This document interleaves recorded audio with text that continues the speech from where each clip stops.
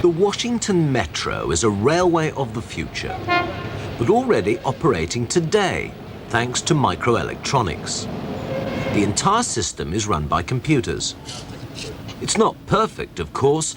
Even computers aren't totally reliable yet. It's supposed to gobble your money up, not spit it back at you. But once it's decided you're not trying to rook it, it does deliver the goods.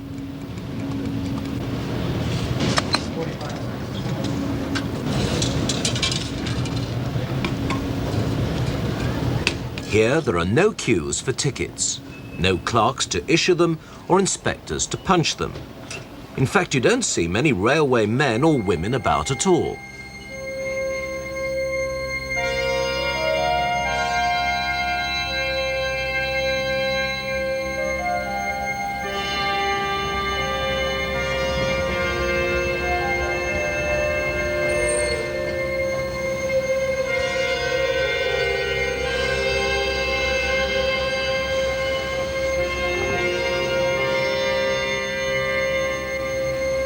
The only people really in evidence are the passengers.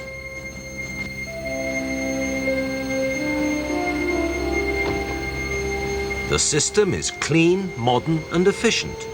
All the work is done quickly, safely and economically by computers. The computers don't only monitor the fare and ticket collection, but they also control the trains themselves. They're almost fully automatic. The computers regulate the speed, what time they arrive at the station. They apply the brakes and start the train up again. If anything goes wrong, then they'll automatically cut everything off. And there are even computers which monitor those computers. The Washington Metro has all the advantages of a completely new system. Position 1, right. 500. Because there wasn't a railway here before, computerizing the operation wasn't going to put existing railwaymen out of work. That's why the unions were willing to accept these low staffing levels. The station, with exits on G Street at 7th and 9th. Roger, door DuPont. Now, it would be possible for passengers like me to be the only human beings involved, but as you've just heard, there is one person on board the train because they've deliberately built in a human factor. People like to know that there's people with people. So we have a computerized system to the edge of the state of the art. But then we always have a human being that you can contact. In the mezzanine, there is always a person that you can ask for directions. Or if one of the machines goes down or goes bad, then he can make minor repairs. In the head of the train announcements are made with a real live human being, even though we're capable of making it computerized. What's the real significance of using new technology on this? Is it a pointer to what everything's going to be like in the future? It makes it safer, it makes it more even of operation, it makes it cheaper than hiring hundreds and hundreds and hundreds of people whose salaries go up continually through the ages, whereas the machinery doesn't. But it gives a wider horizon, wider mobility to the people themselves. Mobility is the key to the American way of life. It's the land of the drive-in. Another key word is convenience. And here in a Texas supermarket, those convenience foods are sold through a system which is convenient for the supermarket as well as for the customer. Every item on the shelves is labeled with a pattern of stripes. It's called a barcode. If you could read it, it would give you a lot of information about what you're buying.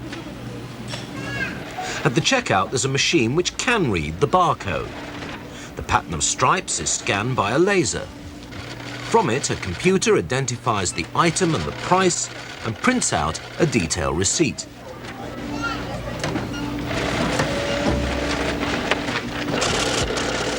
Soon, the same computer will be telling the manager when it's time to order fresh stocks. The cashiers have become packers. They can deal with 50 items a minute instead of 30. The whole system reduces the need for clerks, bookkeepers, and accountants. In New York, even banking is going the self-service way. This is the headquarters of Citibank.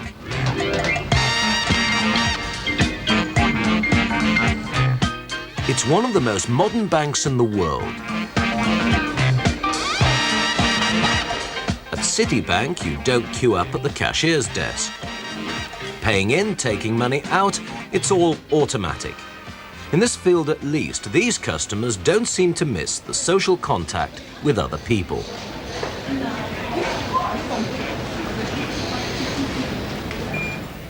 Up in the bank's head offices, it's the same story.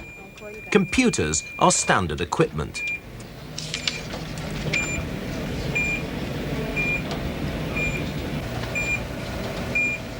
That's the office postman, and it's not what you'd expect.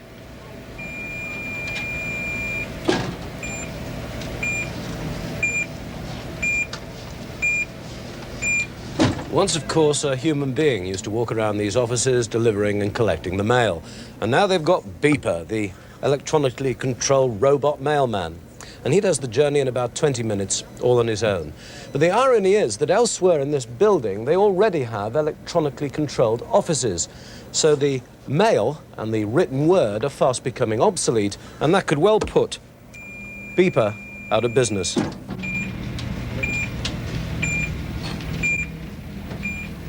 The office memo is now disappearing. It's being replaced by word processor systems. Instead of typewriters, the secretaries sit at computer terminals controlled by silicon chips.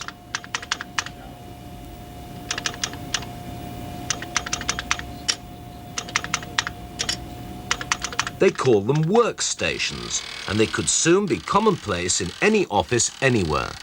So what can they do? Well, I'm able to call up Mr. White's weekly calendar. His diary, you mean? His diary. Yeah. He's got a calendar through 1980 on the system.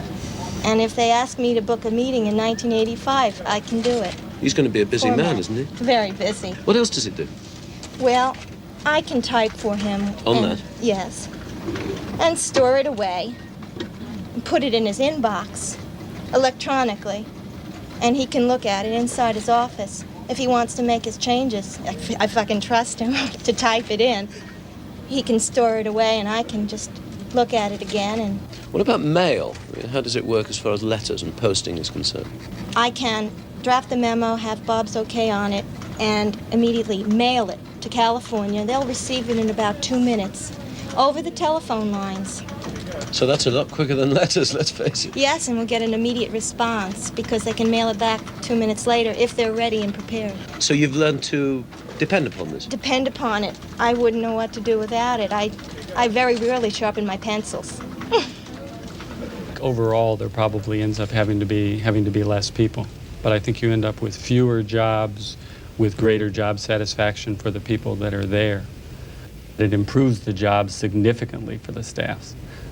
Requires some upgrading of the staffs, but in terms of pay scale, most of the jobs that we've had have gone up significantly for the people, and the amount of job content and stuff that they've had have been very, very good.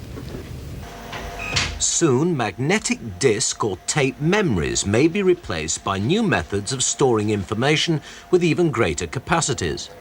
This is similar to the video disk, only it'll be used to store data. It's a new development which will be available in about 3 years' time. Now, it's really a gigantic memory bank. And what a memory it's got. A laser is used to burn tiny little holes into a covering inside the plastic. And it'll take 10 billion little bits of information. And that's what they look like, magnified. Now, you can only use superlatives to describe a thing like this. For example, you could get the entire Encyclopedia Britannica on one disk. Or if you wanted to, you could store the names of every single person in Britain. And that's 55 million names.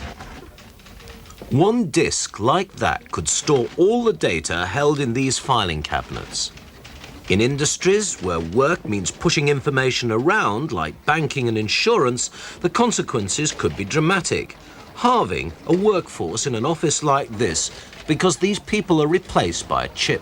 Overall, it must mean a diminishing of the number of jobs available, not only in the UK, but in every industrialised country, in Europe, in the United States, absolutely everywhere. It will also go on over a considerable time period. This diminishing will go on perhaps over 20, 30, maybe even up to 50 years. And whilst you look at life and you think, well, it may have happened before, we've had industrial revolutions before, we haven't got a 50-year period to play with, we haven't even got a 20-year period to play with. If one looks what has happened in the past, since the computer industry started, for example, I think there's no evidence whatsoever to say that people have been put out of work. In the 1950s, for example, we thought that the computer would take over everything. It really hasn't.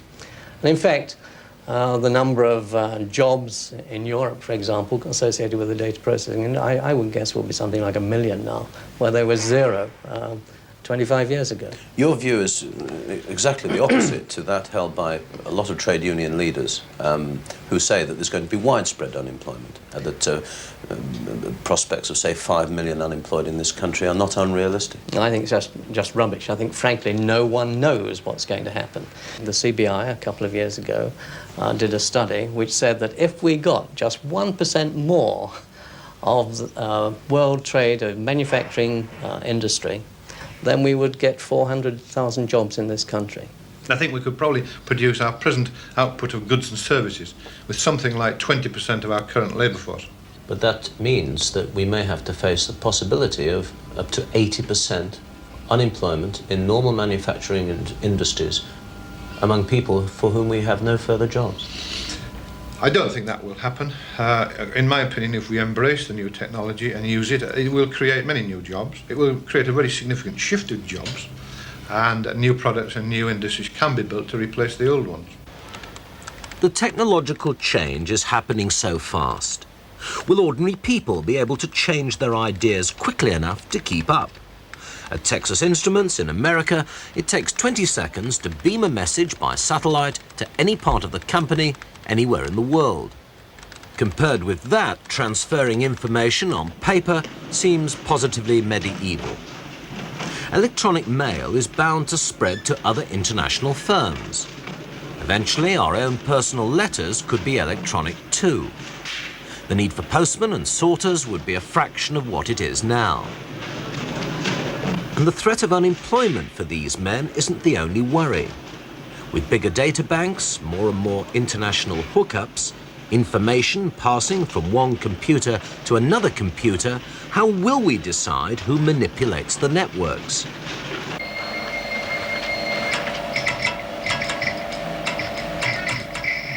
West Germany has the world's most sophisticated police computer system. At demonstrations, faces in the crowd are photographed. By measuring key distances between the nose, eye and mouth, the computer can put a name to the face in seconds. It's a powerful weapon in the fight against crime, but it could also be a political weapon. If all the agencies of the state are linked by computer, health records, tax records, police records, then any agent of the state can have immediate access to private information on any citizen. Well, the capacity to control society because of this technology is almost limitless, unfortunately. That's why we've got to be so vigilant it's untrue. You see, we're going to have immense databases, amounts of information which could go into everyone's home. Someone's going to control that. You can't do it without this technology. You're going to have personnel records built up at work. You're going to be able to link computer to computer. You're going to have to be able to link computers across continents, just bouncing off of satellites. Human beings won't come into it. And the amount of information and data which is going from one bit to the other bit, if that is just allowed free rein and you get some unfortunately nasty people controlling that data, then I really think it's God help society.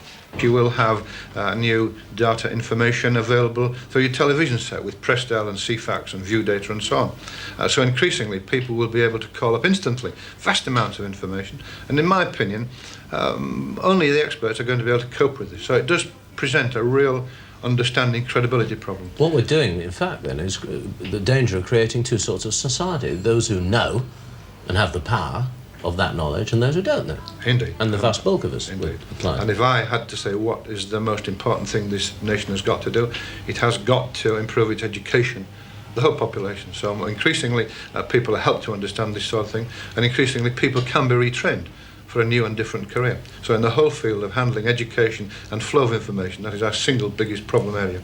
Forward 20. Left 90. Forward 20. At the University of Edinburgh, local school children are already benefiting from work which uses the new technology. They're using a robot to construct geometric figures. It helps them to learn geometry, and it also teaches them about programming computers.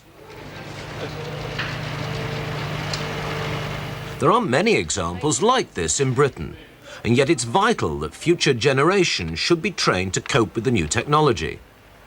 Before long, the skills of manipulating a computer could be quite as important in ordinary, everyday life as reading and writing are today. Okay, so what are you doing now then? I'm getting it to move up towards the right and copy it. Okay, so what do you have? As well as new skills, whole new attitudes of mind will have to be developed. Children should know what they can do, what they can't do, and dream about the things they might do in the future, and that's an important part of education. The other thing is that, viewed in quite a different way, you can think of the computer or programming a computer as actually disciplining the mind in a way that is reminiscent of the teaching of Latin. People used to argue that learning Latin disciplined your thought. And when you program a computer, you really have to think out the problem very precisely in a step-by-step fashion. So this is sort of, what, new Latin? And it's like a new Latin almost. Once the computer skills have been mastered, the technology makes information much more widely available. At this hospital near Edinburgh, junior doctors are being trained to use computers in diagnosis. The doctor asks the patient a series of set questions. The information on the form is then fed into the computer. By comparing the patient's symptoms with information held in its memory bank, the computer suggests possible diagnosis and their probability. Now, a senior consultant could do this from his own knowledge and experience, but the computer brings a similar range of knowledge within reach of junior doctors. Their accuracy coming a year after qualification is about 50% without the system. With the system of documentation and the computer, their mean average is about 75, which is very close to consultant accuracy. How does the machine do that? The machine disciplines the young doctor to ask the right questions. The thing is, though, you know, computers can go wrong. You always hear of the extra £1 million you've got on your bank account. Well, the machine is as good as the information that's put into it in the first instance. So if the young doctor takes a bad history or examines incorrectly, the machine will come up with something that may not be correct. But it has far more items to compare and is more likely to be right than the doctor. In professional careers, as well as in offices and factories, computers are becoming tools of the trade. In this architect's office, designs for complete buildings are being drawn up and modified by microelectronics.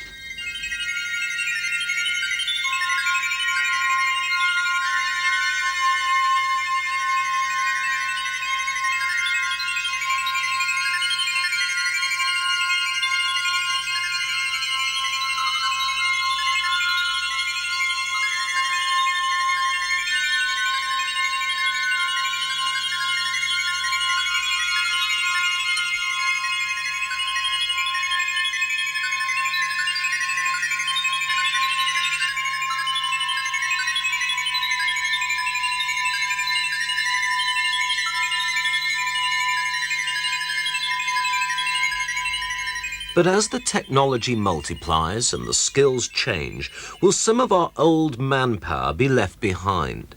Will we turn into two nations? Those who have the skills and the training to use the new technology, and those who haven't? And does that mean that in the new order, some of us may have no working place at all? Well, funnily enough, I think it's basically people in what are presently called semi-skilled trades, jobs, in other words, which can easily be taken over by machines. Curiously enough, they're the kind of things that are rather highly valued as jobs in our society at the moment, because the combination of brain and hand and eye skills, say machine tool operation and things like that, very easily performed by machines. Now, the sort of things that at the moment we rather debase and turn our noses up at, the service industries, being a waitress, let's say, or someone who cuts hair. Now, these are things which are going to be an awful long time before you actually get a robot which is going to come and serve you a decent meal or cut your hair with any degree of safety. So I think that those things, the service industries, are going to expand rather. First of all, I think there'll be those people associated with creativity, creation of one kind or another, the artists, the potters, I think all sorts of creative work will go on. Secondly, excuse me, I think that I will see that there will be a development in what I call generally the caring industries. And I suppose the third thing is just generally the development of the leisure industries, the service industries, and I would see really quite an increase in employment opportunities provided by those service industries. We need more healthcare. We don't treat the mentally and physically handicapped properly. We don't educate people properly. And they're all people-to-people jobs. And you can start training people to actually do those sort of jobs. A second way of doing it is to actually work share. To say, look, we work too much anyway. Why is life all about working? Why isn't it about leisure and work and families and work? In which case, I happen to think you diminish the number of trips to work rather than shorten the working week. You go for 3-day weekends, 4-day weekends, things like that. The work ethic, which has been a dominant thing for a very long time, is going to have to disappear. It's an old thing summed up in the phrase, the devil finds work for idle hands to do. It was always thought to be improper to sit around doing nothing. Now, the microprocessor, as have previous developments in technology, is going to make the world more affluent. And following the trend, the historical trend, it's going to mean that society pays people more and more money to do less and less work.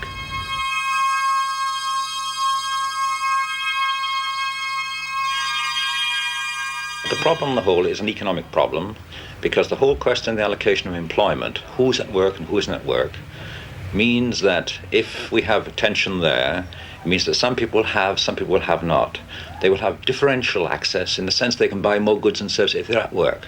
But that pattern of employment, that pattern of work allocation and therefore income allocation is not likely to be uniformly distributed. The old, the young, the unskilled, the coloured workers, the centres of old and decaying industries, all those will be badly hit. Now, is that fair? I suspect it not only is not fair, but it's going to make an intolerable society. On the other hand, if we can find the transitional adjustment and see how to make a more fair society on that basis, then the overwhelming good that come about this technology, the access to new goods and services, the wonders of medicine and science, better ways of looking after each other, better ways of caring for each other, it could be a wonderful, brave new world. And I feel on the whole, the good will outweigh the bad, provided that we take stock and make our plans accordingly.